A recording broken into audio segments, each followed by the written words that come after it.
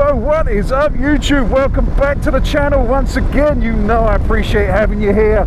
We've got another first impressions ride, and it's all about this little beauty here. I've been down to Doble's Motorcycles in Coulsdon, and I picked myself up the brand new 2019 Honda CB500X.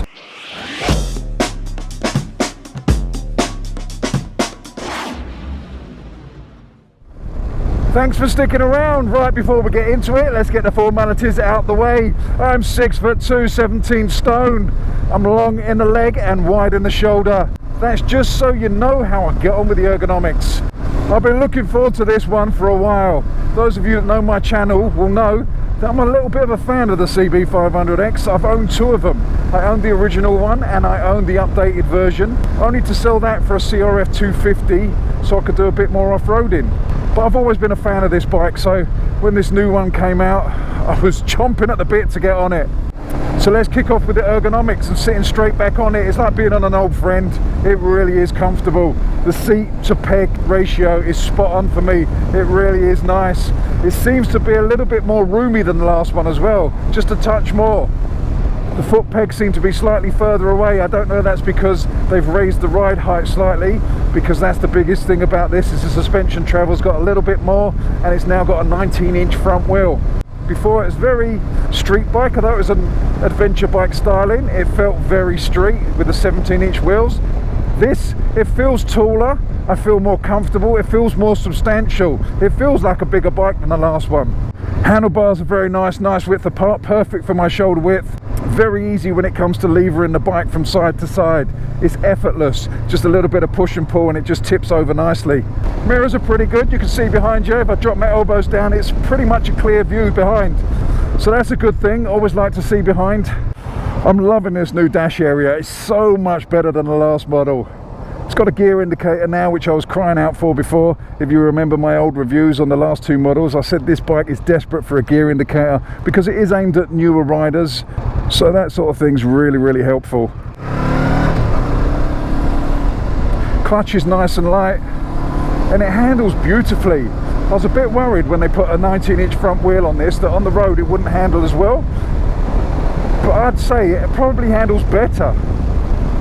I'd have to ride them back to back, but this feels so much easier into the bend. I don't know, it's because it's higher up and it just tips in, the weight pulls it over better.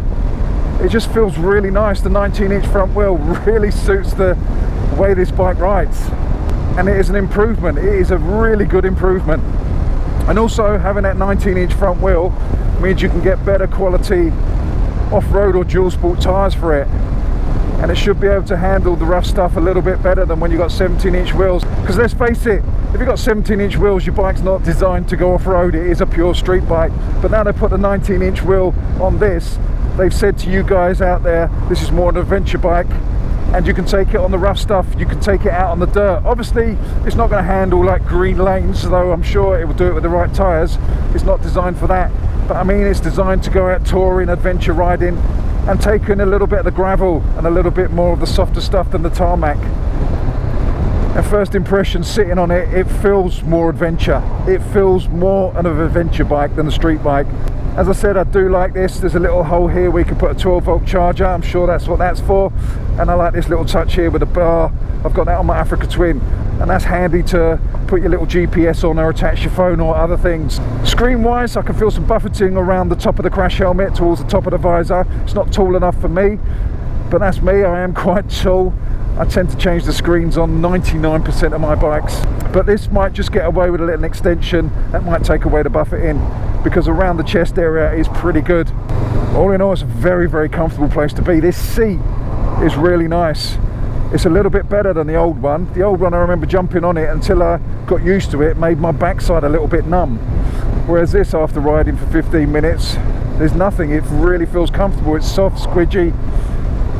It's nice. It's a nice place to be. I know I'm biased because I'm a CB500X fan, but this is an improvement. They've stepped it up another level, it seems. Suspension wise, we're soaking up the bumps really, really nicely. I'm going to take it down some country lanes before we hit Box Hill car park, where we're going to have a little bit of a walk around, and I'm going to show you some of the stuff on the bike. So that'll test the suspension a little bit more than these roads here. These aren't really a test, but on a straight line like this, just cruising, it is pretty nice. Engine's torquey enough to give you what you need. I mean, it's not going to set your world on fire. The engine's not a killer. It's just nice and easy to ride. Those of you that have ridden the 500 series will know it's a parallel twin. It's got enough low down torque to get you through traffic and keep you happy, with a little bit up top, not a lot. It's not a crazy fast bike. What it is a useful bike. But then this bike's not designed for you power heads out there. It's not designed for you people that need 140 brake horsepower. This bike is designed as a one bike deal. If you could only get one bike, this is pretty spot on. And you like to go touring, you commute, you do a little bit of everything. As I said, I've had 2 of these, and they're probably the best all-rounder that I've ever owned. The only thing that is lacking is that top end rush. You don't get any excitement from it. But if you are craving that top end rush, there are plenty of other bikes out there for you. You probably won't even be looking at this video. This bike is designed for those of you that want an easy life. Get up in the morning, drink your cup of coffee, have your breakfast, go out, stick the key in, thumb that starter motor, your bike's loaded up with luggage, and off you go for a day trip, or off you go on the start of a big adventure. And it suits England perfectly. It suits these country lanes. Right, so before we get down to Box Hill and have a little look round, don't forget to check out below. I shall leave the full specifications from Honda to this bike down below there, so if you need to know anything, it will be down there. This little parallel twin sounds really nice on the overrun. It's got a nice burble and pop to it. On my last 2 bikes, the last 2 500Xs I had aftermarket exhausts, and they sounded lovely. They were nice and deep, but they weren't too loud to be offensive. But on that overrun, when you back off the throttle, this bike sounds really, really good. Right, so let's take it down this country lane, which is very, very bumpy. We can test the suspension and see how it handles.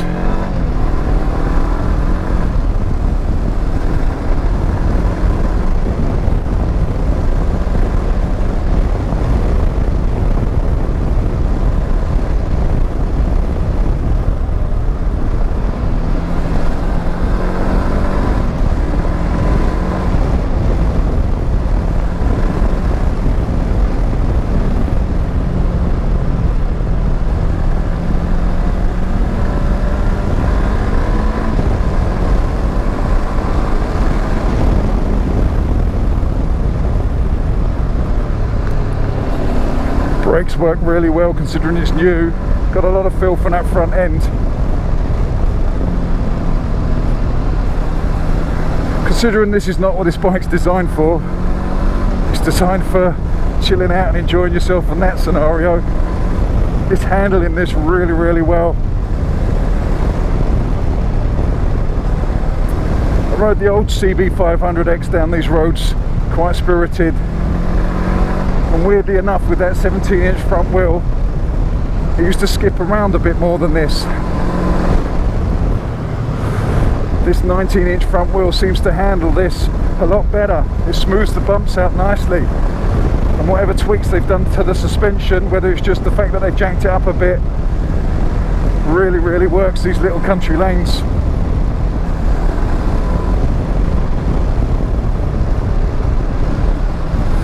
Gearbox is nice and precise. It feels actually better than the old model. It feels more precise than the old one. Clutch is nice and light. It really is a nice place to be. I'm enjoying this probably a little bit too much. I'm having more fun than I've got any right to have on a little 500 adventure bike.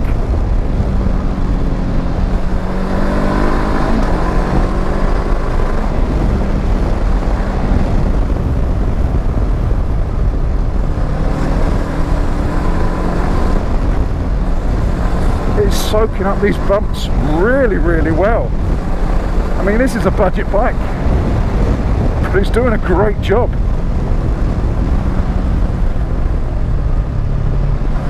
And the beauty of a small capacity bike is you can ride it harder in the rev range and you're not going stupid speeds.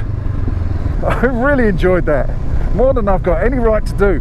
So let's head into a Box Hill car park now and have a little look round, and I can show you the ins and outs of this bike and give you a little bit more information on it. Right, so here we have the 2019 brand new Honda CB500X. Right, so what we're going to do is we're going to have a little look round, check out the wheels, the engine, little bits and bobs, show you around. Hopefully you get all the information you need.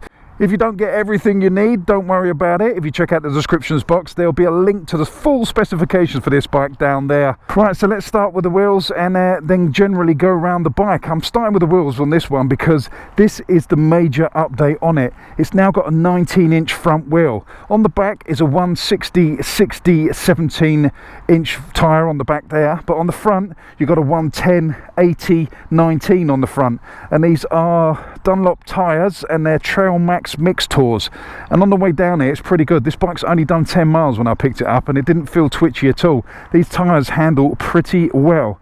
Brake wise, you've got a single disc on the front and a single disc on the back. I'm always a little bit wary with single discs that they're not going to be enough, but it's not too bad. I mean, I didn't use it in anger, but it has enough feel for me to stop. Still conventional forks on this, but I believe the travel is a little bit more than it used to be as it is on the back, so the whole bike's jacked up slightly, and riding it did feel taller. Nissan calipers front and rear, and ABS front and rear as standard. As I said on the way down here, I think the 19-inch wheel suits this bike better. I felt it handled the bumps a lot nicer. It was a lot more plush than when it had the 17-inch wheel on. Right, moving to the engine is a parallel twin. Doesn't give out a lot of power, as I said on the way down here, but that's not what this bike's about. This bike's an everyday bike, commuter, weekend tourer, go away, travel, do everything basically except set your world on fire when it comes to power. So if you don't want top end rush, this is a good bike for you. Exhaust has had a slight update as it goes into a double now. The old one was a single, and it sounds pretty good, especially on the overrun. When it goes down, it burbles quite nicely. I'll turn the engine on and give you a little bit of a listen. I'm not sure how you're going to get that through the microphone because it's only in the cheek pad of my crash helmet, so put some headphones on. You might get a little bit of a better idea of what it sounds like. So it's quite deep, especially for a little 500.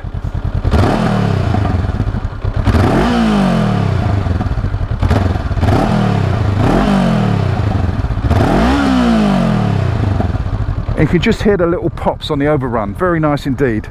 If you stick an aftermarket can on here, it sounds really nice and it's not too loud and offensive. Trust me on this because I've had two of these and this engine does sound nice with an aftermarket can on. Round the back of the bike, it is pretty nice. It hasn't got one of those massive ugly tails on. Some people will think this is ugly and it's too big, but for this style of bike I quite like a big back end because it keeps all the muck off you, because this is designed for going out touring, everyday riding, commuting, so you're going to be out in all sorts of weather. This is not a sunny day only bike, this is a bike for everything, so you want to have something like that on the back and it stops all the crap just going up the back of you. Peg wise, you've got your standard metal with rubber pads on. That's both front and rear. The front are a little bit more squidgy than the rear, and that's to stop the vibrations, and they do a pretty good job of that. You don't feel hardly any vibrations through the foot pegs, and it should make it a little bit more comfortable for the pillion. Pillion's got a pretty good seat up here, to be honest. I've never had one on the back of my bikes because I don't have any friends, but it does look good, and they've got pretty good grab handles here. Right, round this side, it's pretty much the same as the other side, except it's this side, and you've got a chain on there, and you've got the gear shift, which is pretty precise. I do like this. I think it's better than the old one. I don't know whether that's just psychological or they've improved it, but it felt a lot tighter than the old one. Let's have a quick look under the seat while we're down here.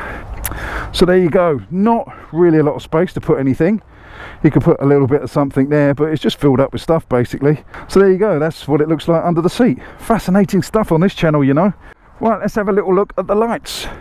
Right, on the front you've got full LEDs. In the two top corners are your running lights, then you've got your main light in the middle, and the bottom one is your full beam and your flasher. Obviously right and left, as you can see flashing there, are LED indicators. On the rear, once again, full LED lights and brake light and indicators. It's pretty much the same as it was on the last model. So let's run through the dash area and the handlebars.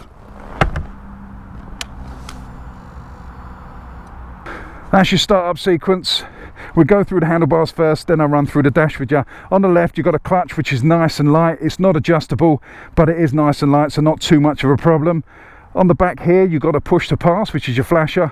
You've got your full beam light there. You've got your hooter, and you've got your indicators down here. On the right hand side, you've got your front brake, which is adjustable. I wish the clutch lever was adjustable, but it's not. But you can't have it all. It is a budget bike. You've got your kill switch, you've got your hazard warning lights, and you've got your starter, and obviously your throttle. On the dashboard, it's pretty easy to read, and it seems to be the standard Honda at the moment, which is a rev counter on this side, round the outside, gear indicator in the middle, fuel gauge. You've got a time up here, you've got your miles per hour here, engine temperature, and a little bit of a computer system down here. On the right hand side, you've got a neutral light, you've got your oil warning light, ABS, which will go off at 5 miles an hour, full beam light, engine management, and your HISS, which is your Honda security, and your indicators down the bottom here. Now this little computer system here, I don't know how you can see it in this light. I can see the main bit, but the small bits are a little bit hard to read in this light. Right, so this side you've got miles per litre, which was average as we were going along. 15.9 is the average litres overall. Once again, I haven't reset this before I left. This is just what the bike's doing at the moment. I don't know when it was reset before, but 15.9 is the miles per litre it's running at the moment. I've used 1.3 litres of fuel since I've left. Then you're on to average miles per hour, and then you're on to time, which I believe is the time spent riding the bike, not as in the clock, because you've got a clock up there. It doesn't make sense that you've got 2 down there. Then over this side, you've got your total miles, trip A, trip B, and then the rev counter thing that Honda do at the moment. So I'll show you that. If you can see that just there, as the revs go up, you can see it go up there and also go up there. Once again, I don't see the point of that, but hey ho, some people might like it. Right, so let's crack on and ride some more. Just in case you were wondering, it is really easy to flat foot. I did say in the beginning I've got very, very long legs, so it would be easy for me. It is taller than the last version. I'm pretty sure of that. I haven't done my research, but I'm pretty sure it's tall. It feels taller, but I can still flat foot, and I've got my knees bent. So if you are shorter than me, it shouldn't be a problem. It's nice and light to maneuver. I mean, I'm just doing that on tiptoe, just rolling it back. Doesn't feel like it wants to flop from side to side, even though it's a tallish bike. I'm pretty bloody impressed with this. So all in all, so far so good. This would make a great touring bike. I'm going to say that again and again on this one. This would make a great touring bike, but that's only if you don't require that top end rush. If you're like me and you like a chilled out ride, and you can live without the thrill and excitement of pure power, then this is a bloody brilliant bike.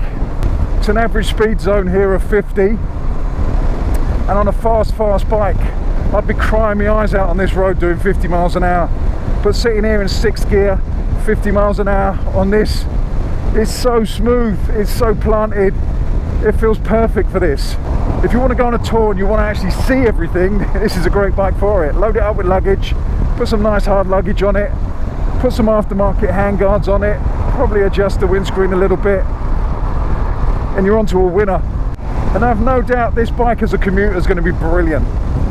The last 2 models that I had through traffic in London were absolutely spot on. They were fantastic. You're high enough to see over the traffic, so you get a good view of the road and people can also see you, and it's light enough to be manoeuvrable, and it's got just enough power that you can get out of trouble. And this is going to be no different. I'd say this would be even better. Once again, I'm falling in love with a CB500X, which is weird because it's such a simple bike. It is such an easy bike, a simple concept. They just keep tweaking it and making it better and better. And I'm going to bang on a little bit about this front wheel being 19 inch. You might have noticed that at the moment, because that is the major upgrade for this, and it bloody well works.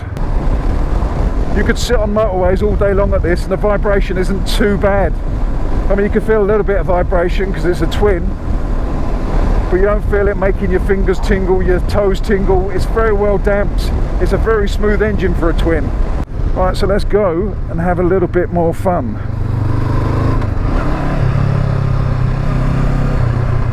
You can really throw her about.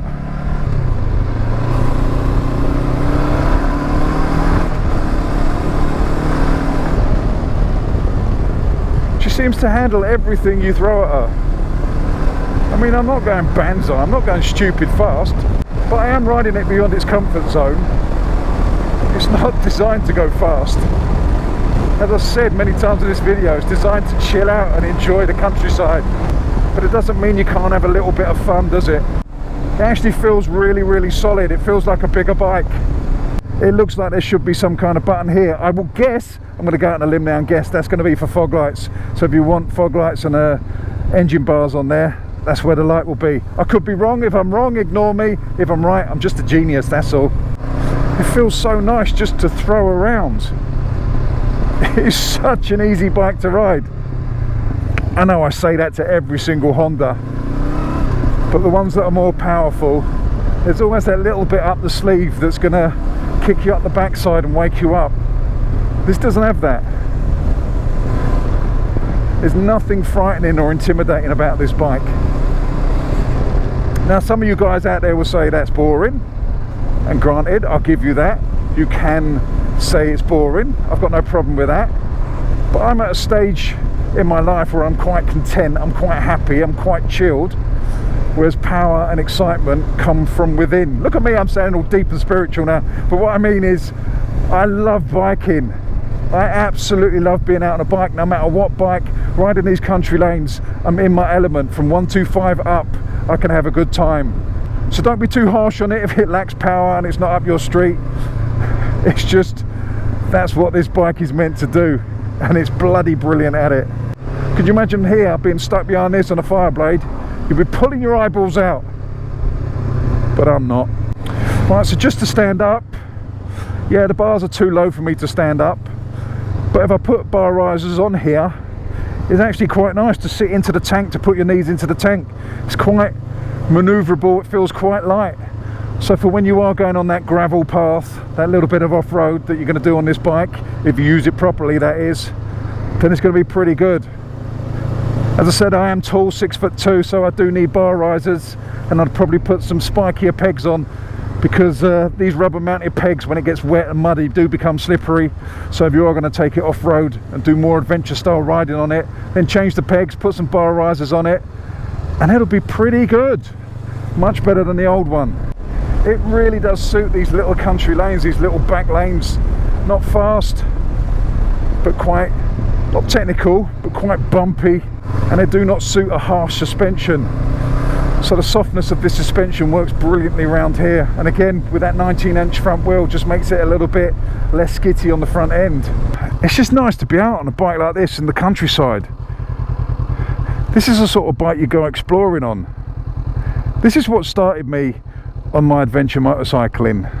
The first 500X that I bought, it was the first kind of off-road bike or adventure style bike that I bought, and it encouraged me to go and explore, go down little country lanes and get lost. And I've never stopped since, and that was 2015. I thought I was a speed merchant before I bought one of these. I thought it was all about speed, excitement, adrenaline, heart attacks, all that sort of stuff. I bought a little 500X to go and see my dad down on the coast, because he was ill at the time and I needed a bike that would do motorway speeds, and it was cheap, cheerful, and it opened my eyes to a whole new level of biking. Slow speed, adventure, out in the country exploring, riding. And I haven't looked back since, and this bike has a lot to do with that.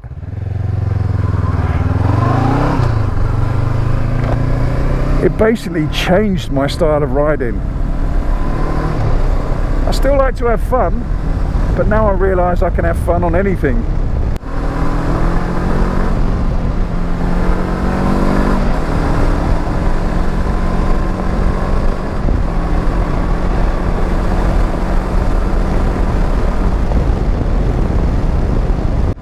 Do you know what? This bike has no right to make me feel this good.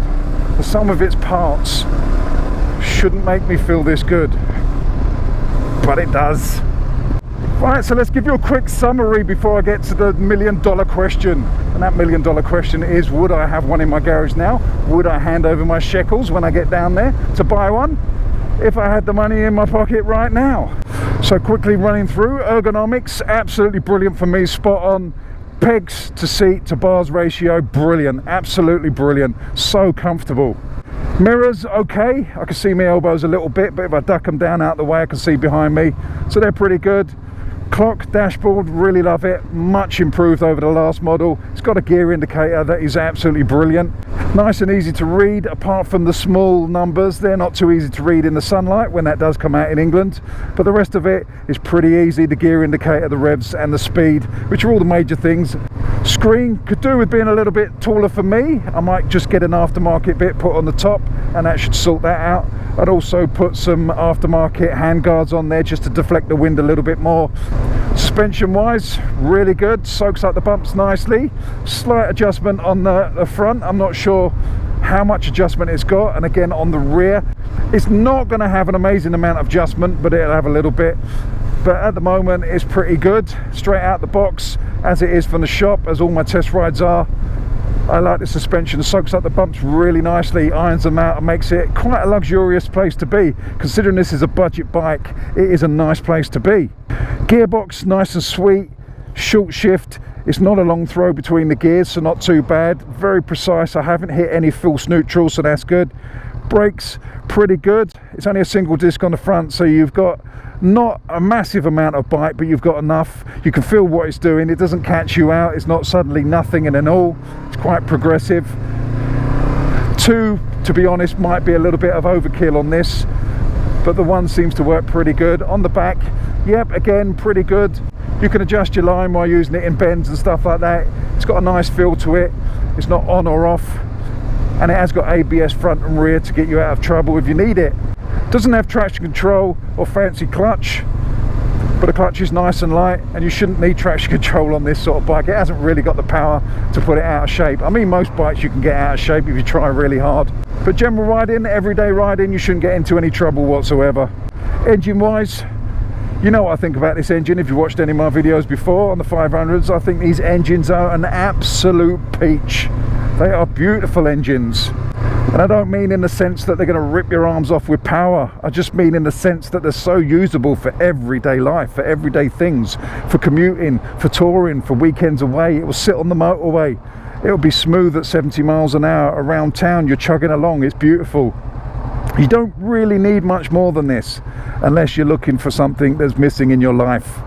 It's got a nice sound too. The exhaust, lovely on the overrun, not offensive at all.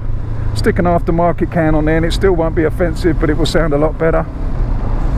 Handling wise, better than the old one. I didn't think I'd say that with a 17-inch wheel on the old one and the 19-inch on this, but this setup suits it better. I feel more at home with this setup. I think because I come from an Africa Twin with a 21-inch front wheel, that I'm used to having a larger front wheel. And it just suits this bike. It feels right on this bike.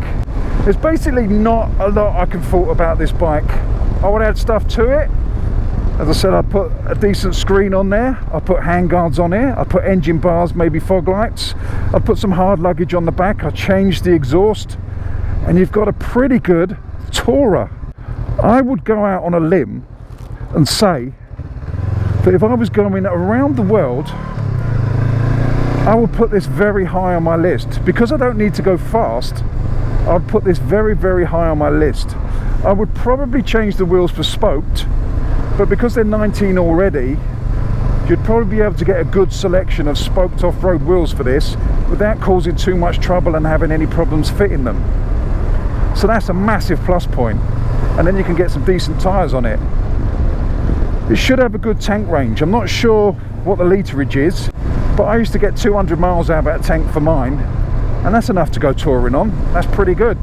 Right, so let's wrap up this video with the question that you're all dying to hear, and that is, would I buy one of these with my hard-earned shekels? And you know the answer. I think you know the answer, because I am a fan of the 500X, and the answer is simply yes, no doubt whatsoever. This is a bloody, that's 2, brilliant bike. I absolutely love it. I adore it. It's fantastic.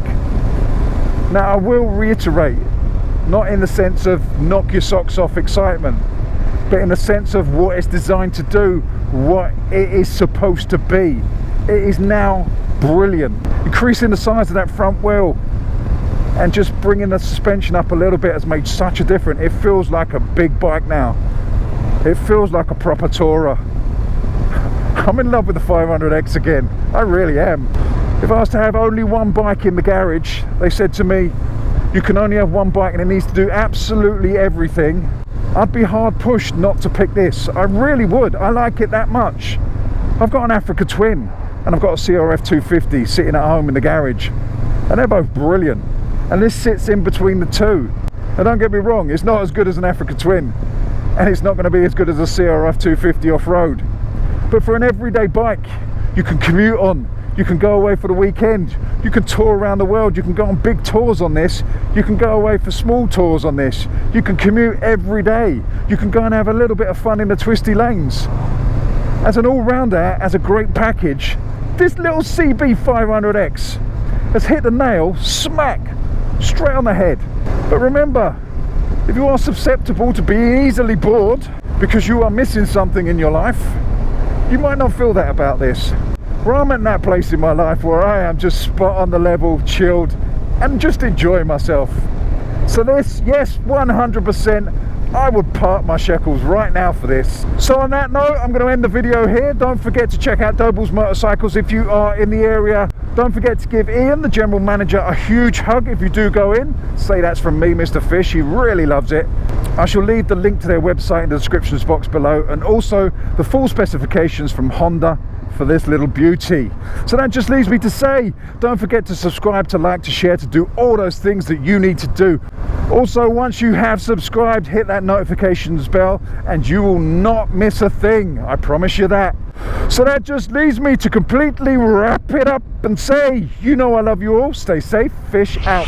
Get all your bags, get out my house, I don't want your stuff around. I never did you wrong, but you did me wrong, so go ahead, get gone.